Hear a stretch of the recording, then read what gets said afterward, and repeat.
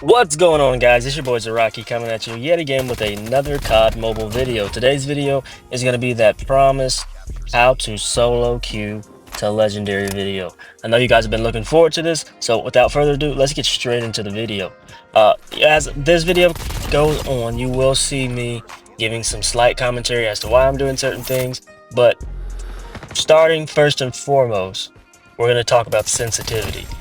Your sensitivity, when you download this game, there are preset defaults, but they are all able and have the ability to be adjusted, turned up, turned down.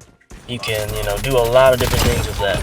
And if you're like me, I'm a full gyro player. I play with, you can rotate your phone to the left, your crosshair is going to move to the left. You rotate your phone to the right, your crosshair rotates to the right. There's sensitivities even for that. So dialing in all those things, it takes time. It takes playing a lot of games when you might say, okay, my ADS sensitivity is too high. Okay, my rotation sensitivity is a little bit too fast. So you learn how to adjust those things. If you want a detailed guide on how to adjust gyro sensitivity, because there aren't too many videos on that, I am not opposed to making a video for that. What you're seeing right now on the screen is like, these are my sensitivities, but what's holding me back is my controls, my HUD. It's a HUD that I've been using for the past 2 years just about, but I'm getting a little bit ahead of myself. Wrapping up on sensitivity. Your sensitivities, you want them to be where you can track and trace your enemies. Like you're watching, I'm just sitting on a heady. I'm trying to just watch, not too much movement. A lot of times we try and do a bunch of fancy extra stuff when it's counterproductive. And you'll see that coming up. Never push, OBJs directly if you don't have to. If you have a throwable or a tactical, definitely use that first, and use your operator skills to try and clear those objectives first. And don't do what I just did and waste half an objective or half of an operator just to get one kill. Like, you're looking at this like I should have killed him like 2 times over. Miss, miss, miss. Finally, like, someone kills him and like I clean up that dude, but like I should have literally picked up 3 kills right there. Did not. And luckily for me, I was coming around the corner. I probably would have died, not even gonna lie, the way this game was going, and I was saved by the bell. Maybe they were saved by the bell, who knows?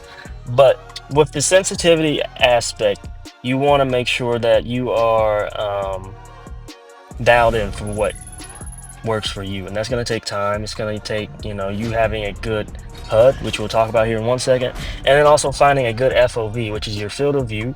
This is also the game that took me from master to grandmaster. The lobby got real after this, by the way. But your FOV is basically your field of view. Me personally, I like to keep mine between 70 and 75. That's what works good for me. Is passive aggressive sniper. Like, I was thinking I could just sit up and snipe this game, and then I realized after I got half map, like, it's not a big map, but like when you get like half map by US9, you're just like, I might need to change my plans. And then boom, martyrdom, that's another factor. So I was like, I'm actually have to play this a little bit different. Like, we've already flipped the spawns in this, and we'll talk about spawn manipulation and control a little bit also towards the back end of this video. But you're noticing, like, I'm playing the OBJ, but I'm also, like I said, this season I'm trying to slay out just a tad bit more. So like, I'm playing the OBJ and trying to keep tabs on what's happening around me. You get tunnel vision, a lot of times it will be to your detriment. So don't forget that. But let's talk about HUDs just a little bit more. Your HUD is your heads-up display. That is all the buttons that are on your screen. The good thing about Call of Duty Mobile is you can just about adjust and toggle your HUD to what you want it to be. If you want your fire button on your left side, you put it on the left side. If you want it on your right side, you put it on your right side. If you want your fire button in the middle of your screen, you can do that, because Call of Duty Mobile gives you the opportunity to have your buttons wherever you want. Now you're noticing that this game I am trying to play more of a support role. I'm not really trying to push too much into the OBJ if possible, whereas possible. So I got to this heading and I stayed here for literally 17 seconds. I'm just standing there. Finally, I got flashed, I got pushed, I got killed.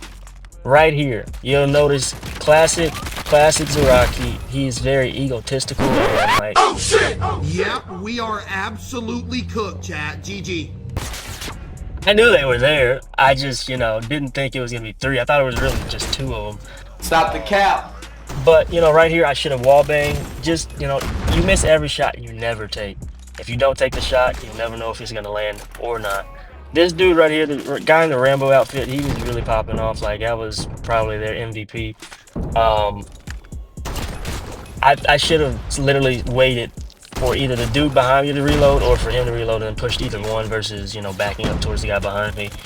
But, pay attention to your UAV. Like, I had a UAV up, I believe, at that point in time. That's why I just died. Thank God we won that game. I went on to get no kills for like a solid minute because I was just dying. I think I walked into a Molotov a time or two. Just crazy stuff. But let's talk about guns, the right ones to use, the wrong ones to use, and in what circumstances should certain guns be used. Because it's a FPS, and the right gun will win or lose a fight. You see that I am I'm sniper main, I guess. I'm self-proclaimed sniper main. And right now you're noticing on the screen, why is his buttons so why can't I see his buttons? I changed my HUD because I was like, I'm losing fights that I should be winning. With that, I, granted, have good guns, skill sense, like managing recoil to a certain degree, but I was losing fights that I should have been winning. And the HUD was the biggest reason, I could go on and on and on, but let's talk about the right gun. The right gun mixed with the right HUD makes you incredibly broken and just an unstoppable force on the fighting field. We all know the Tundra is probably the most OP sniper rifle in the game at the moment. Followed by, I'd say, the HDR. An unsung hero. But when it comes to those fast, quick scoping snipers, my baby, the Koshka, whatever you want to call it, number one. I don't care what anyone says, the Koshka is probably one of the best snipers in the game. I will have the builds and loadouts for all of these guns towards the end of this video if anyone's wondering and inquiring as to what those are. But the right gun for you. When you start the game, a lot of people are like, I love the M4, like that's the only gun you need. Well, at a certain point in time, you're gonna realize I just got half mapped or cross mapped by a SMG. What the fuck just happened? And it's not a good feeling, especially when you put a lot of time and energy and effort into making sure that you're winning gunfights. You might go to the training range and you can, lock on and snap on the targets, but when there are guns that the time to kill is a fraction of the gun that you find as your favorite, you die off rip. So how do you stop that from happening? Well, that means you might just need to run the meta. Right now, the meta is very unbalanced. We're seeing a dominance of SMGs at the moment. The USS-9, of course, paired along right behind with the VMP, which, all bets are off. The VMP could very, very well usurp the US-9 in some categories, in some cases. I feel like the general consensus right now is the USS-9 is still king in the mid and long range, but if you know what you're doing, that VMP is just so crispy in that first range, and even in the second range, it's phenomenal. The consistency of the 4 to 5 tap is something that we have to talk about because, hey, it's got a rapid fire and it's fast and it has a fuck ton more ammo. So I mean, the reloading time that you would take to reload that US-9 at VMP really stands out, whereas you can get 2, 3, 4 more kills possibly if you know how to conserve and hit your shots properly. So with that being said, there's a point and a place in time where you have to say, all right, maybe I should be changing my guns. I feel like this is the game, or the game after this, that, yeah, we were behind. So this is the game. I switched to my KN-44. This is a gun that I've put a lot of time into. I've run a lot of different loadouts and figuring out like what works for me. If I had started this game with my KN-44, like after realizing like, okay, I only have 8 kills with my sniper, I need to do something a little bit different. We would have been in a different place. Or even if I just started with US-9, which I ended up ending the game with. If I started with US-9, we would have won this game. Because as far as fighting skill and fighting power, we were a stronger team. It's just, I was putting myself and my team at a disadvantage, trying to cover them from long range when they were still they were losing the close range fights. So we were losing the objectives, which, you know, at the end of the day, if you're playing objective-based game mode, play the objectives. Like, yeah, it's nice to get kills, it's fun, but what's the point of having fun and losing, if that makes sense? You know, I'd rather win a game and have, you know, 6 kills than have 40 nuke and lose like a 149 to 150 in a hard point. Me personally, that just feels shitty for me. But everyone's different. Hey, you know, to each his own. So I have realized like, okay, I'm not paying attention to my mini-map. I should have waited for the UAV to ping, and like I would have known like there's 5 people looking at me right there. But you know, you live and learn. Switch to the US-9 basically last second.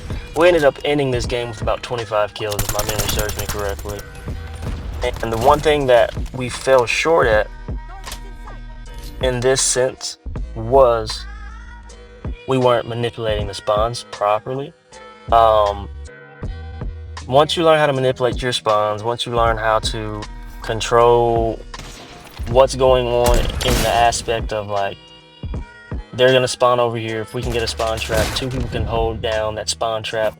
Another person can, you know, make sure that, you know, when they do push around or off this other angle, we've got them set up there. And we just have 1 or 2 people holding the OBJ. Really 1 person, if you know how to have a good spawn trap going. And that's something I'm still learning. Like, every map is different. There's a few more maps back in circulation in the ranked scene. So, you know, learning those maps and like how to play them again is all fun.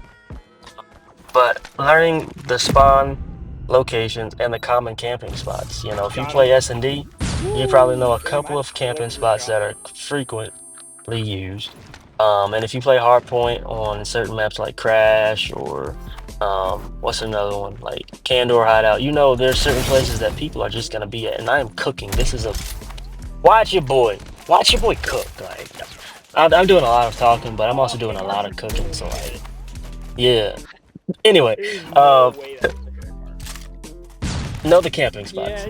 That's what you should know. Like, right here on this map, if I come around this door to the right inside of that bush, granted, you know, he was trying to plant, but there's sometimes somebody sitting there, right in that cubby right there in front of me, or right where I'm standing. There's a lot of times a person standing right there. Just having in your mind, like, it could be possibly someone right there, because, you know, it's S&D. People just do stupid shit, man. You can't do anything about it. And a lot of times you don't know someone's camping spot or how they play until the first 2 rounds. Like, he was sitting in another camping spot. I was able to get him. But hold the corners, hold your walls. You want to stay as close to cover as possible. One thing that happened with this clip is I was trying to keep him from picking up the bomb. Granted, the dude smoked and literally took off with the bomb. Like, when it comes to like a smart player, he played it right. He saw his teammate getting dismantled. He was like, I gotta readjust, realign.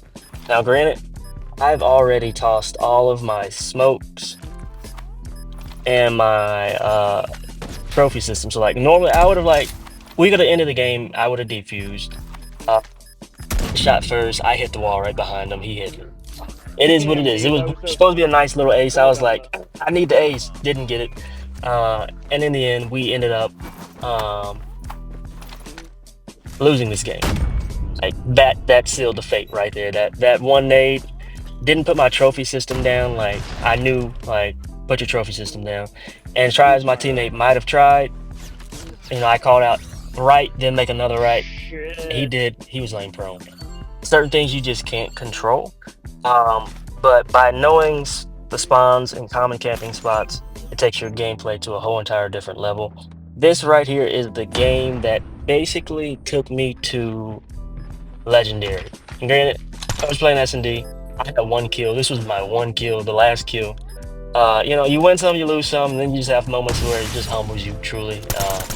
But hey, that's what took me to legendary. That right there. Um, but another thing, I didn't touch on it too much. I wish I had talked about it with some gameplay rolling. But learning when to engage, learning when to disengage. Um, there's a time and a place for everything. Sometimes you should take the fight, sometimes you shouldn't. Sometimes you just have to take a break, take a breather, take a chill pill, say, all right, I'm a little overstimulated. Like I just got out of a mean ass fight. Like I just took on the whole team. I'm on a 7th Street. Calm down.